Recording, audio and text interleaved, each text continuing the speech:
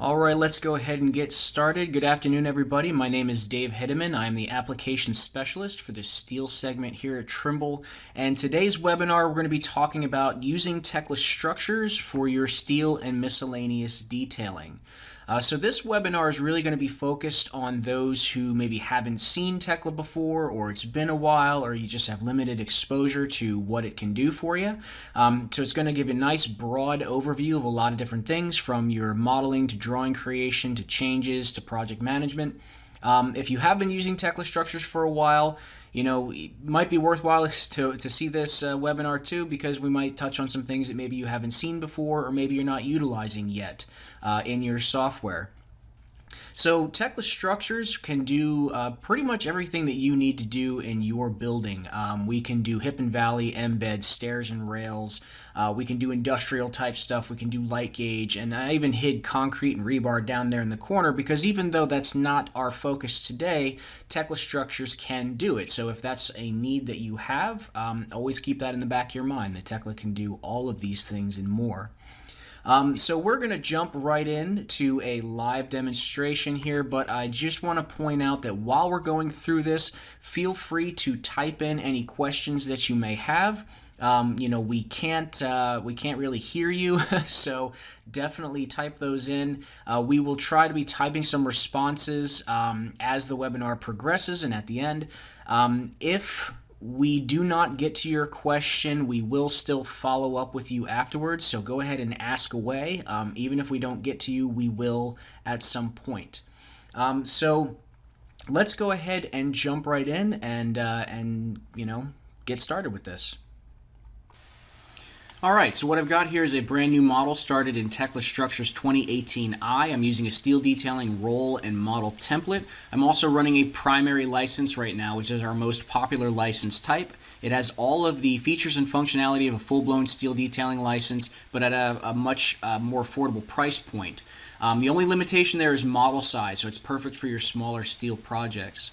You do get a basic grid system that shows up here. To modify this grid, you can simply double click on it and then type in the spacings that you see on your design drawings. So pretty straightforward. You type in the information, you say modify, and you get the updated grid. We also have this tool called Direct Modification, which is our push and pull, drag and drop feature that's very much like Trimble SketchUp if you've ever played with that. There is no right or wrong way. It all comes down to what you need to do and how you like to work. So, you know, many ways you can modify this. If I'm going to go ahead and set up a pre-existing grid that I've already defined, once you have those grids set up, you can come in here and create views based on that grid system. So every plan, every elevation is instantly created, and then you can view the model from up to 9 open windows at a time. I typically work with 2 to 3, but if you've got a bigger monitor, obviously you can run more. And each of these is a live perspective of the model. What happens in one happens in all. So if I want to create some parts, I've got a steel tab for my steel stuff, concrete tab for my concrete stuff, easy to find. However, there is this thing called the quick launch in the upper right that I always like to show. It's perfect for new users. It's perfect for people coming from an older version of the software to help you find stuff. So you type in a word or a phrase, it gives you a list of all those commands, and also lights up in the ribbon where you can find them. By the way, if you're interested, on YouTube we have some videos where you can see how to customize this whole ribbon to include the tools you like to use the most, or simply organize them in a way you like better. So definitely check that out if it's something you're interested in. So if I want to start creating parts, what I can do is double click on the button which opens the properties pane. This can, by the way, be undocked and placed on a second screen if you like to work that way. But all the basic properties of my shape are here. I have the size W16 by 50, material grade, top of steel, bottom of base plate. You can either type in a size, or you can choose from a pre-existing shape catalog that we provide for you in the US environment. So here we got a wide flange. It's a W16 by, well, in this case a 50, or if I wanted to change it, I could just choose a different pounds per foot. If I scroll down here, you can see there's a lot of other types: angles, tees, channels, tubes. There's also light gauge profiles, decking profiles. We've also given you some timber profiles and samples of ornamental handrail pickets just to show you what's possible. This is customizable if you can just bring in like a cross section from a CAD file or something. We also give you a bunch of material grades out of the box. So all of your standard steel grades are going to be here. There's A36, there's A500, A992 is in there. And then if I collapse this down, you can see there's also concrete, rebar, timber grades, and then miscellaneous is kind of the catch-all. Here's aluminum and glass. All of the materials carry a density, so we actually calculate weight based on the density of the material. So you can model a multi-material project and get correct weights, centers of gravity, and things like that. Every tool in Tekla, or almost every tool, has the ability to save away properties, so you can very quickly load up a different group of settings based on repetitive actions, based on how you like to do things, repetitive sizes, or whatever. I'm going to go ahead and I'm going to change the top of steel here. So I'll say let's make this a 29'4", and then you can simply start picking, and as you can see, every time you pick, you get a new object in the model. You can change the size and shape partway through like I just did, or you can change them after the fact. There's multiple ways to handle that. As you're creating these parts, you're building a database of information. So all of the properties for this part are at your fingertips. What's its weight? What's its surface area for paint, fireproofing? What are its checking dimensions? What's its center of gravity? Now this particular dialog is a bit dry, but all of this information can be formatted nicely into like PDF reports, Excel spreadsheets. We have specific exports to things like your fab suites. So just a lot of data right here instantly available as you create these parts. Now the same push and pull, drag and drop tools that I showed you on the grid also work for steel, so you can push and pull these columns up and down. You can open up the contextual toolbar here and then change to most recently used shapes if you wish. There's many ways to interact with these parts, affecting things like the rotation, changing the color. Again, not really a right or a wrong way, just how do you like to work, what do you find easiest to use. So I like to create concrete in my models. You don't have to if you don't want to, but I like to for context. I'm always bearing on concrete or working around concrete in some way, so I like to show things like pad footings and slabs and walls in my models. And then when it comes time to creating things like base plates or anchor rods, I have plate tools, bolt tools. Let me kind of give you a little preview of those. So there's what my plate tool looks like. There's my bolting tools for punching holes. There's my welding tool for creating welds between my objects. So I can absolutely do things that way, but what we have instead is a set of tools called components, and components are your pre-existing connections and details. I can drill down to a specific section, like going to steel detailing, details, and here I'll find base plates and cap plates and things like that. I can also do a search in here. So if I collapse this down, let's say I don't know where the tool is, I can simply search for the word base and find all the tools that have anything to do with that word. Then I can simply find the one I want, click on the thumbnail, and then apply it in my model. Now our tools, like the base plate, are going to be live. They're going to read from the size and the shape of the object, and then they're going to tell me, or they're going to determine how big it should be. Now of course we can override that, but just to show you again some of these intelligence of the model, I can change the size of the column and you can see how the base plate gets larger. I can change the size of the column again and it's going to get smaller. So that is live. They are parametric and they will change as we need them to. Now I can double click on this and open up a properties dialog box where I can go ahead and set up things like the size and shape of the plate. I can adjust the size and configuration of the anchor rods, and then you can come up here and give this a name so that you don't have to set it up again. So I can save this as detail A. It gets added to my drop down menu. There's detail A at the bottom, and then I'm not configuring this over and over again. So again, always be thinking about what you can save away, so you're not doing this repetitive work. Now if I wanted to make a foundation plan or an anchor bolt plan, the first thing I want to do is open up a view at that level. We can go ahead and tell Tekla that we want to frame out, kind of take a picture of a specific area or go from the whole model, and then you can right click in the background and tell it you want to make a drawing. And we give you a lot of out-of-the-box drawing settings that are fully customizable. They're a great starting point though, so I'm going to use the defaults, which is going to create my anchor bolt plan with separate details. And what you'll see here is what Tekla does is creates a sheet of paper, and then it actually places these views on that sheet of paper. And each view is independent. So I can move these around, I can scale them differently, I can add dimensions to them differently, and basically clean up the sheet how I wish. You can see how dimensions are created, some marks are created automatically. We can make this a black background if you wish. We can also bring up like a quick print preview showing line weights if we want to see that. The marks that get created, you can see there's a little question mark there. That's simply warning me that I have not yet applied piece marks in my model, which I'll do here in just a second. But I want to show you how if I wanted to create another view, I don't have to go back to the model. I can simply cut a section right here. So let me go ahead and activate my section cut command. I'm going to use a preset called anchor bolt projection, and then you can simply pick 2 points, define a range, and then find some open space to create a new section cut. So very, very quickly I can cut new sections in plan drawings, shop drawings, and then add those details to a sheet. Cleaning up this, if I needed to, is going to be very easy. I can pick 2 points. It knows what the dimension is between those grid lines. I can come in here and I can pick 2 points and it knows what the dimension is to the bottom of that anchor rod. So again, the views are independently scaled. I don't have to be messing with settings. Same thing with text markups. I can put in multi-line text. ABC 1, 2, 3 general notes are great for that. But we do have these intelligent texts, a couple different types. The one that I'm showing here is called an associative note.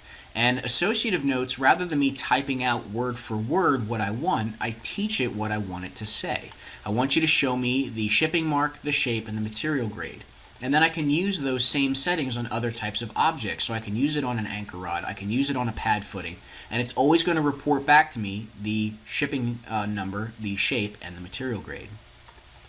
So let me go ahead and update my piece marks real quick. Remember, those question marks simply mean that I haven't done that yet. So let me perform numbering and then reopen this sheet, because I just want to show you how our drawings update in a very basic sense, at least. The drawings do not recreate. You don't lose your work. They simply update to reflect changes. So if I come in here and zoom in, you can see how my dimensions are still there, my section cut is still there, and other changes that I made are actually clouded, letting me know that something happened to these parts. These clouds are there for me. They're not really there for like an approval process. So I can come in here and say, yes, I agree with those changes, and then I can add my own cloud if I wish.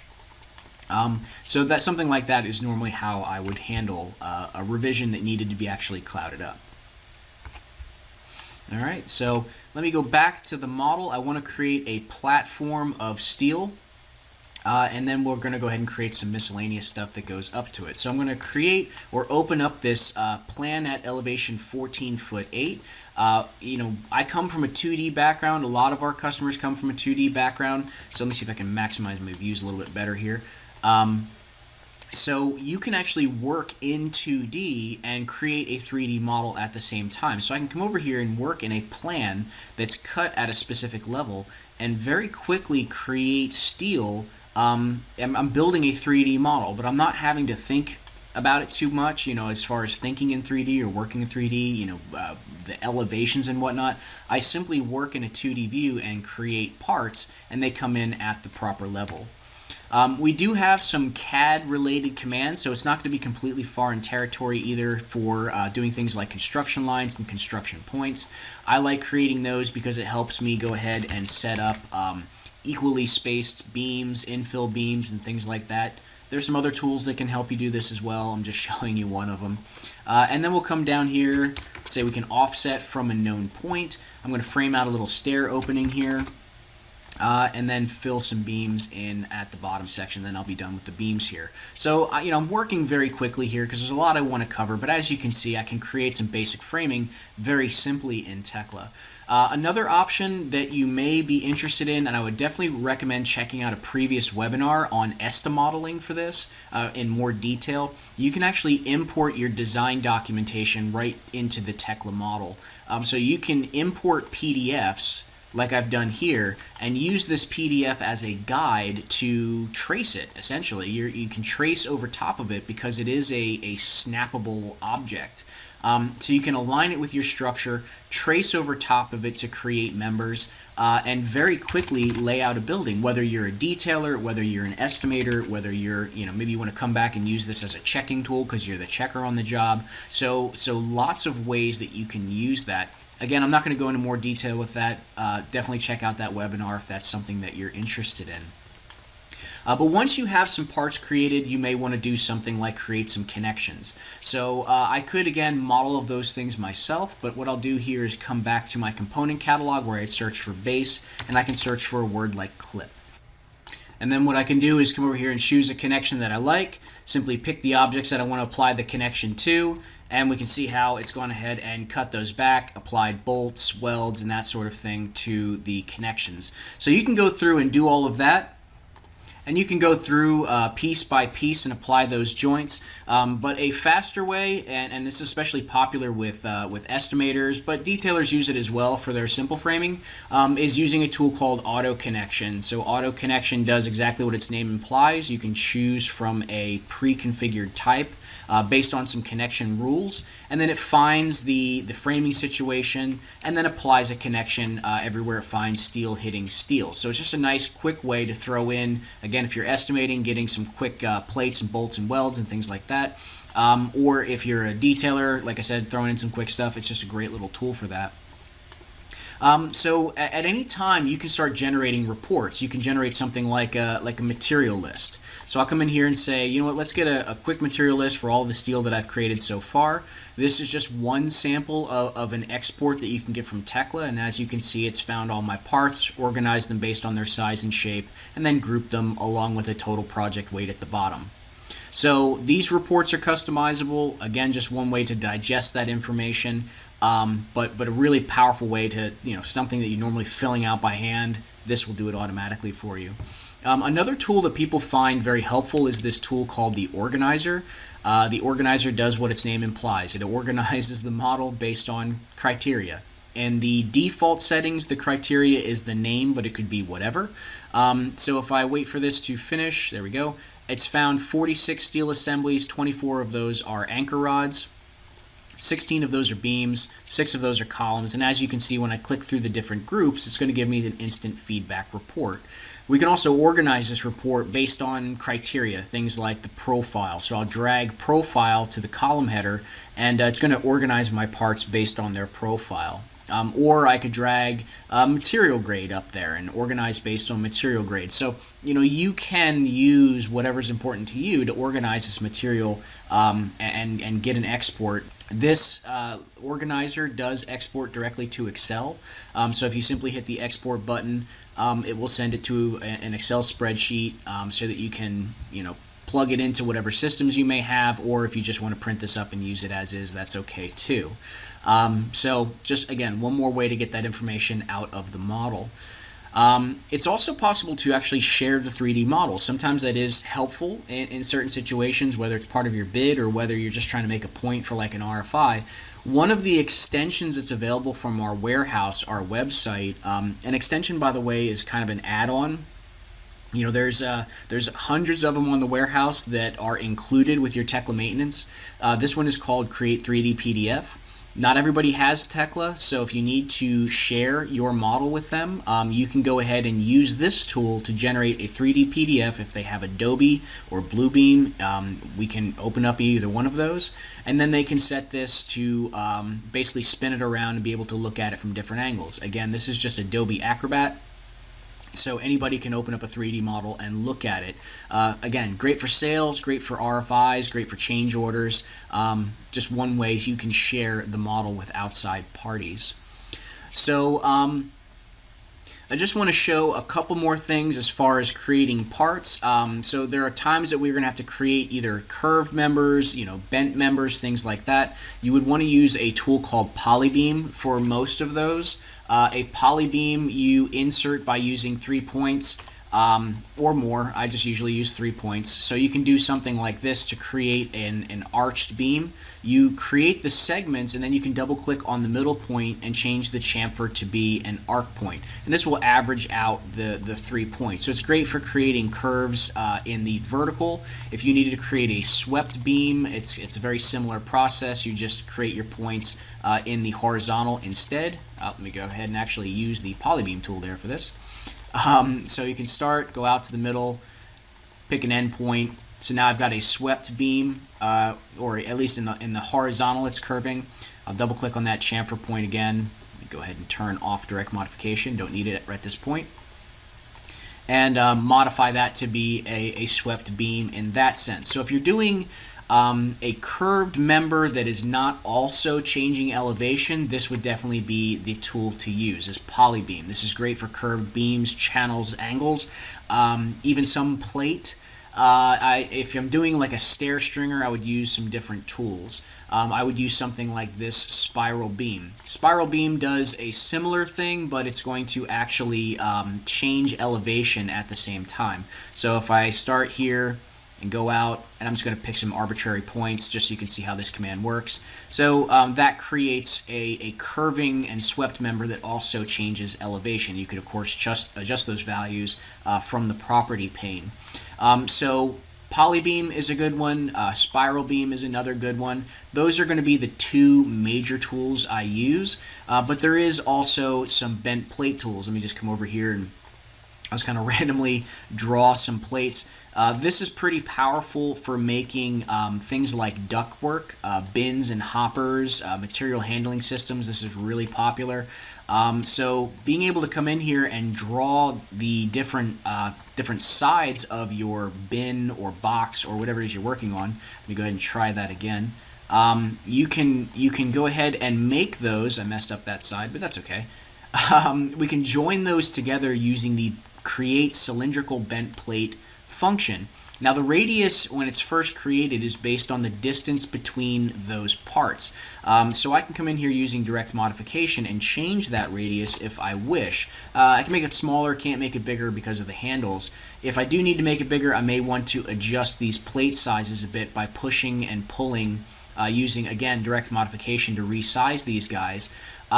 We can also do things like change how the plate is being flared. Do I want it to keep the skinny side? Do I want it to keep the fat side? Do I want it to continue to try to adjust for my goofy sized plates that I made there? So just another really powerful tool for making more complicated shapes than just your simple, sticks, beams, and columns. So let's go ahead and make some miscellaneous framing, some stairs and handrail. What I like to do is actually create a view that is cut at the center of the stair. There's different ways you could handle this. This is just how I like to do it. So I'm going to come in here and set up an elevation on my stair. Let's set a view depth so I can see the whole thing. And then I'm going to pick 2 points to cut a new view. You're basically like cutting a section in a drawing, but you're cutting a section in a model. So now I have a new view to work in. The tools that I want to show here, I always like showing this stair layout. There's actually a pair of them, one for a straight stair, one for a stair layout with landing. These contain all the data that you would normally plug into a stair calculator. So rather than having to do the math to figure out your nosing lines, you can simply type in that information into this tool, and it will go through and create some construction lines for you. Let me turn off that direct modification again. So I can go in here and pick 2 points to use that tool with those values, and as you can see, it creates the nosing lines for me, which, by the way, is what Tekla needs to create my stairs. As you can see, there's a lot of stair tools over here. There's 2 major types that we focus on, one for Z-pans and one for everything else. The everything else, you can see there's some presets that are going to give me like checker plate, grading, grip strut, expanded metal. You can put any type of custom tread in that particular tool. I want to use the Z-pan here. They both work the same way though. They want you to pick your nosing line. In here you can set up some options to frame to a landing beam at the top or bottom that changes your picking order a little bit. You can set up all the dimensional properties for the sizes and shapes, how you want your pans to be bent. In the interest of saving time, I'm going to load up a preset here. I got one called lower stair. And then I'm just going to go ahead and pick 2 points to create this stair. Based on that nosing line, it's going to calculate how many steps are required, and in this case I have an extended stringer to create part of my landing up there at the top. I'm going to repeat this command using an upper stair preset that I've created. This one is a little bit different because it has a landing beam at the top, so we'll just say apply and pick those points. Now because I have a landing beam, I do need to choose that as well before I finish the command. And because I have that selected, it's going to notch out around that beam, add some closure plates, and finish off that stair quite nicely for me. So if I go back and look at the 3D view real quick, we can see how that tool has created my stairs. Let's add some clip planes so I can see a little bit easier what's happening here. So I created the stairs. Maybe I want to add a couple of support pieces of steel, maybe a column. Let's put in like a 4x4 post. And we'll make the top of steel the top of that landing, and we'll just set this to finished floor. We'll put some epoxy anchors or something to support this guy. So we'll just create that, and then let's use the beam tool here. I just kind of borrowed the properties of that stringer, and we'll go from the center of column to the center of column over here. We do perpendicular, turn off some of my snaps. Normally I wouldn't work in elevation like that, or in 3D I would work in like a plan view or something, but we're kind of moving quickly here, so I'm going to cheat a little bit and try not to introduce too many bad habits. So in this case, what I'm going to do is load up the beam tool. I'm going to put in a different size channel because I want to create something to support my decking, something to support my pans here. So I'm going to go from that side over to this side. There we go. And then maybe we'll drop this down 4 inches. So as you can see, very quickly you can go through and use the collection of tools that we have to frame out our stairs. We have tools for creating connections to those supporting members. We can use auto connection maybe to connect these few guys at the side. Still got shear tabs loaded. There we go. And once we, let me finish off the bottom of this stair. So we have a stair base detail. We'll come in here and finish off the bottom of this by cutting back the stringers and, adding some closure plates. There are some holes in there. Let me see if I can redraw the view and show them to you. Let me zoom out. Let's see. Turn those holes on. There we go. So I want to just show you that the holes are being created. Some of your visual settings may hide them sometimes, but they are there for epoxy anchors or expansion anchors or something like that. So once you have your stair done, you can go ahead and start adding handrail. Handrail is using, again, a different set of tools. So if I go back to my steel detailing, miscellaneous detailing, and handrails, what we usually show is creating posts first. So I'm going to use a default setting called post up stringer. Notice in these dialog boxes that I open up, by the way, you can see how it's giving me some indicators of how it should be used. Picking orders, 1, 2, and then the parts that I'm sitting on. So I'm going to do that for not only things like my handrail, but you'll see it in other tools as well. So just keep an eye on those dialog boxes as I go through and use these different tools. So I'm going to just pick the parts that I want this to connect to, and again I am working a little bit fast here, because we are under some time constraints, and let me make some adjustments to these guys. So let's change the setback from the handles. I'm going to modify both of those at once, and then we can go ahead and apply some handrail to these. So I'm going to again use a default setting called picket rails. You can customize these in 1,000 different ways. We're just going to run some quick defaults so that we can get some quick handrail into our model here. Alright, and then once we have those in, let's finish off the ends with some mitering tools. Alright, and add one here. I might put a grab rail on here as well, but again, kind of under some time constraints, so let's kind of move along with this. So once when you're doing this type of work, always look to the component catalog first. You can absolutely free model anything you want, but but the catalog contains so much that people are not aware of. Like just talking about some other miscellaneous types here. I'm looking at my list to make sure that I don't miss anything. Ladders. Ladders come up a lot. I don't feel like we show these very much, and we probably should because there's a lot of people that do this type of work. S60 is probably our most powerful ladder tool. So in here you can specify all kinds of things about the size and the shape of your brackets and your sidebars and your rungs. We can change the orientation. I'm just going to change some values here for my support dimensions. And then the way this tool works is picking from high to low. So if I just go from top of steel, let me pick a little cleaner there. I think I might have misclicked. Always like to make sure I'm picking an actual center line. So we'll go from there down to the floor, and we can get a quick ladder created. Again, just a super simple tool, very very powerful to create a lot of the framing that maybe you didn't know Tekla could do this easily, and there it is. So always check the component catalog first before you start manually creating some stuff. By the way, I do want to show another tool. I'm just kind of jumping around here with a lot of different things, I know. Decking. Decking comes up from time to time. There's a lot of people, again, that they do this type of work. They don't realize that Tekla can help them. Let's close that stair view down. Tekla can help them do this type of layout very, very quickly. This tool, though, it's actually hidden in the steel roll because it was originally designed for our concrete guys doing precast like hollow core slabs, but it works really well for decking layouts as well. It's called the floor layout tool. So when this opens up, you can load in decking profiles instead of the precast profiles. And the way this works is pretty intuitive. You simply draw or kind of sketch the outline of the area that you want to fill with deck. And I'm just going to go halfway through this bay here and then middle mouse click. And you can see how it's gone and created separate decking panels to fill that bay up.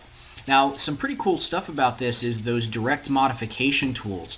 You can highlight this group of panels. Maybe I put those in and realize, oh man, they're facing the wrong direction. I picked them in there the wrong way. You can use the direct modification and the contextual toolbar to change the orientation of this deck. So you can simply drag this arrow, which then changes the orientation, and now they're going, left to right rather than up and down in this plan view. You can do some other things with this contextual toolbar and with this the direct modification. One of those being adding holes. So if I needed to cut this deck, we can use this tool to add a rectangular opening. So I can come in here and pick. We'll just go from like the center of that beam out to the edge, and you can see how it's gone ahead and cut that decking back. Let's change my visual settings again. It's cut the decking back to create an opening. So if I needed to, floor a hole or cover a whole floor with decking and then cut holes for stair openings and mechanical openings and things like that, very, very easy to do.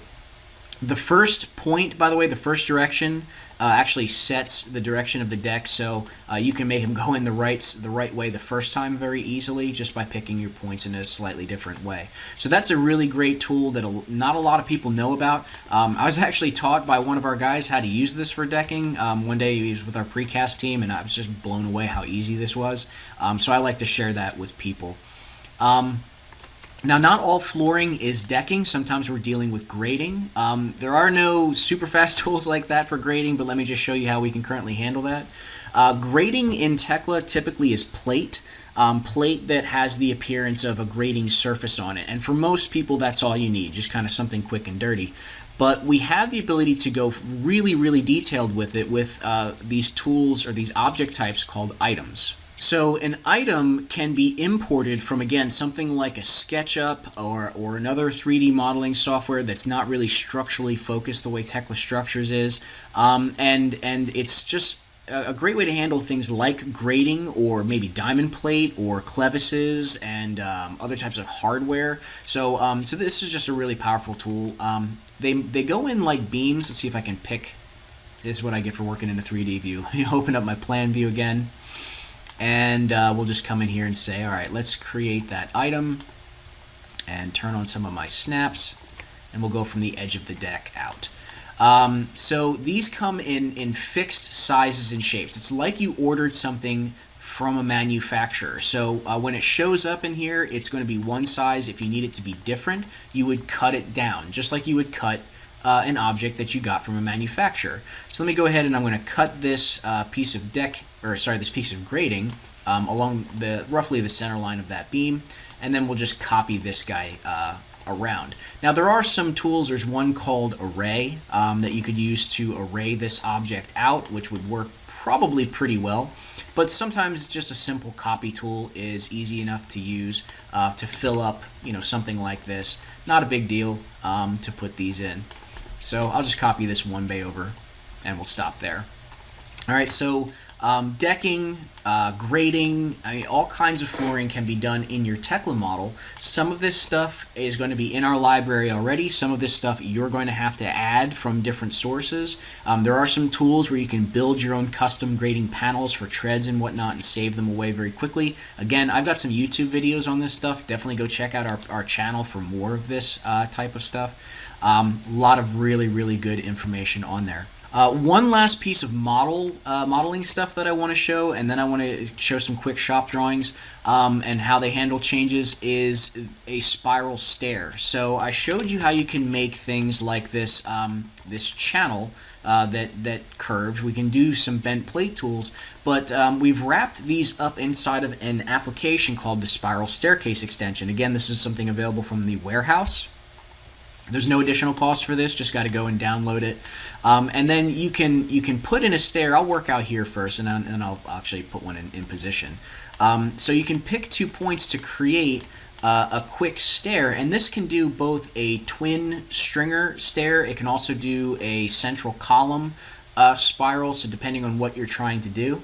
This does have some pretty neat direct modification tools with it, where you can simply drag it up taller, drag it down shorter, or use the slider bars in the dialog box. So there's several different ways to interact with this. Super neat tool, and it can do both the spiral profiles like channels or HSS members, and it can also do plate. So I've got one here saved away just so that we can see what this looks like. Looks like I didn't apply that, so let's go back into the properties and I'll quickly load that up. So let's load that sample curved. There we go. So you can quickly create a stair that's going to frame up to your building just by playing with those numbers. The default treads are plate. They can also be custom objects. Again, I've done other videos on this, so I don't want to go too much into detail with that. Another tool that goes along with that, another extension, is called the curved stanchions, that it will create your equally spaced posts along a curving member like that stringer. So again, just another tool to automate some stuff that can otherwise be pretty tedious and pretty time consuming. Alright, so let's make some shop drawings of this stuff real quick. The first thing I want to do there is to update my piece mark. So I'll come into the model and I'm going to perform a numbering.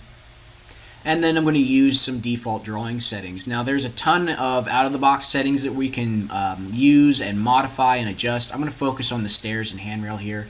So I'm just going to grab a piece of each, and then I'm going to use one of our rule sets that identifies those parts and chooses a drawing setting for me.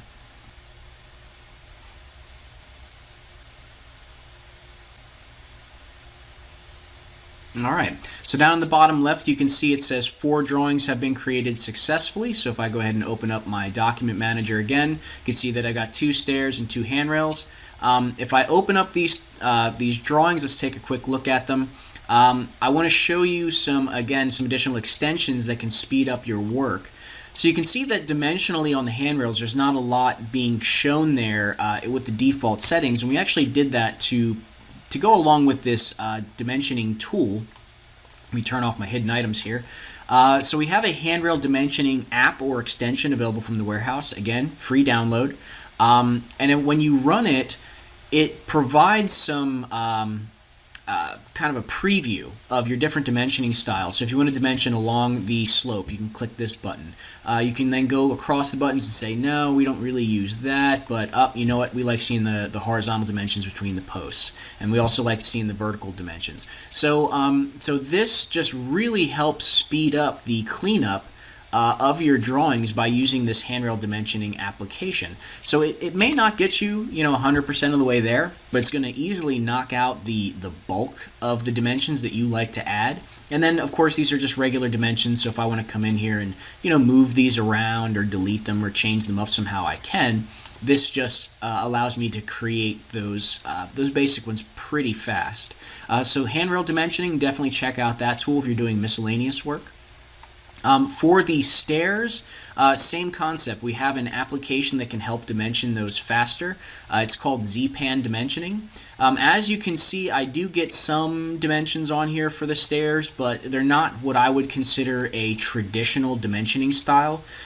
So you could actually save away a drawing setting that has all of these dimensions turned off if you want, so you can run this tool. I like this one because it will mimic more of what I'll call traditional dimensioning.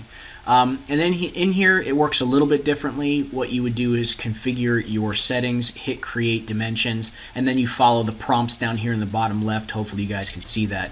It's prompting me to pick my nosing point, end of the stringer, and then go up again to the top and pick my top nosing and again end of the stringer.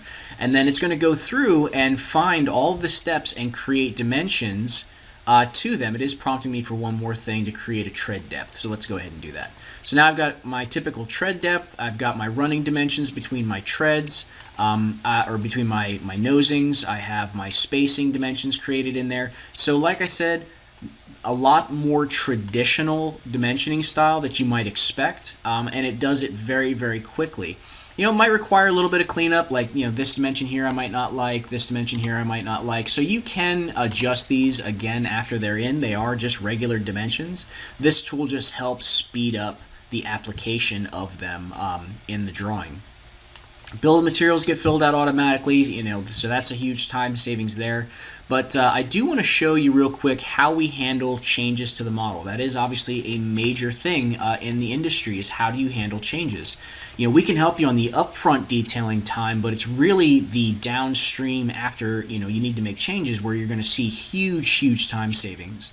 Once you have these parts in, these components are still live. They still have the insertion handles that I've used. Like you can see that handle down there at the bottom of the construction line. So what I'm going to do is I'm going to grab all of the handles for the stair, the end details, and my posts, and I'm going to move them. So let's say that we come back with some field measuring, some site conditions are off or a design change. Usually for stairs, it's something pretty minor. I'm going to just scoot this up 2 inches, and the stair will recalculate all of the steps based on this new dimension. It's going to recalculate the positions of my posts. There is one more step I need to do for handrail. You need to bump the railing to get it to reread the new post locations. It's very simple. Just double click on it and hit modify, and now I'm ready to go. So if I go to try to reopen that stair that I cleaned up, Tekla tells me no, you cannot open this sheet because it now is incorrect. It no longer matches the model. We need to check your piece marks to make sure that everything is still good. We have different stages of a project for how piece marks are going to be handled. So I'm going to set one up essentially saying don't change my marks if you don't have to, and then we're going to update the numbering in the model. And you can see here that there were 2 documents that were modified, my handrail and my stair, saying parts modified. You might see something that says, quantity increased or quantity decreased. This is just going to give me a heads up as to, something that happened. And if I double click now to open up these drawings, again, our drawings don't recreate. They simply update to reflect changes. And as we can see here, my dimensions have now been updated and clouded, showing me that yes, those spacings did change. The running dimensions changed. It's not going to be 100% perfect all the time. You may have to do a little bit of tweaking, but it is going to maintain a lot of that stuff for you, so you don't have to re-detail the whole sheet. So really powerful in how that handles that. Alright, so there are a few more tools that I want to show before we end this webinar, because I see that we're running out of time. So just touching on some project management tools. Every object has under the hood what we call user-defined attributes, the ability to track additional information. So these can be things like who checked this, what's the shop status. That's actually a great thing that I like to show here. So let's switch my visualization to say color by shop status, and we'll use this to set some statuses. I'm going to highlight a couple of model objects and then say the shop status for those steel objects is these are currently being painted. Maybe this frame over here, this is currently finished and it's sitting in the yard. So you can use these UDAs to track information that's probably being tracked somewhere, whether it's a spreadsheet or a notepad or something like that. We can also colorize the model based on these changes, and something that you can reach out to us. I don't have time to show today, but we can get together with you guys and show in more detail is using Trimble Connect to change these types of statuses using mobile tools in the field. So somebody can be on, say, their iPad or their Android tablet, tagging statuses as parts are coming off a truck, and you can see them in real time being colorized in the model like you see here. So these UDAs can be really, really powerful. And we've taken some tools in Tekla and kind of wrapped them up inside of this concept of attributes and additional information. One of those being tracking your shipping or your truck loading. So you can actually set up what types of vehicles you have and their weight capacity. So I'm going to set up two trucks here. Both with a 20-ton capacity, and then you can select the truck and see how much weight is left, and you can start selecting objects, and it will keep track of the total weight so far on that vehicle, and then it'll maintain a list of what's been put on that vehicle. So you can't add a part to more than one truck. That is a safety thing that's put in place here. So now I have truck 1 with 6 assemblies, truck 2 with 5, and of course we have reports built around this so that if I want to run a quick shipping ticket, we call it a lotting list, I can do so to include those parts that have been put on which vehicle. So again, this is the type of work that you guys do day in and day out now. You can just use the Tekla model to help streamline that and maintain all that information in one centralized location. Another extension that's pretty popular that we like to show off is called the construction sequencer. This was originally designed for erectors, and erectors can still use this for planning their placement in the field. But we also see guys in the detailing office or even in the fab shop using this to plan out deliveries. So the way this works is point and shoot. You can come in here and simply pick your parts that you're trying to put up in the order that you want to erect them or the order that you want to ship them. I'll just work my way around and grab one more beam there. And then this is going to do two things. It's going to bring up a list of those parts in the picking order, and we can reorganize this information. So if you find that like the total weight is pretty critical, you want to move that up front, you can. If you don't find the elevation helpful, you can drag off a column and let go of that. You can export this directly to Excel. So that's the first thing it can do. The second thing it can do is play this back in an animation. So if you have a job meeting, we want to kind of get everybody on the same page, you can play this animation back so we can see exactly how we're going to put this building together today or this week. Another tool that I'm not going to get into a lot of detail about, but I just want you guys to know that it's there, is a scheduling tool. It is called the Task Manager. So the Task Manager allows you to pull in different scheduling options from like a Microsoft Projects or a Primavera P6. We can also create our own tasks and then assign parts to those tasks. Like I said, I'm not going to go into a ton of detail with this, but just know that it is there for you to also plan your scheduling in Tekla. So, I mean, again, just tons and tons of tools. You can use Tekla as a straight up detailing fabrication software. Plenty of people are doing that day in and day out.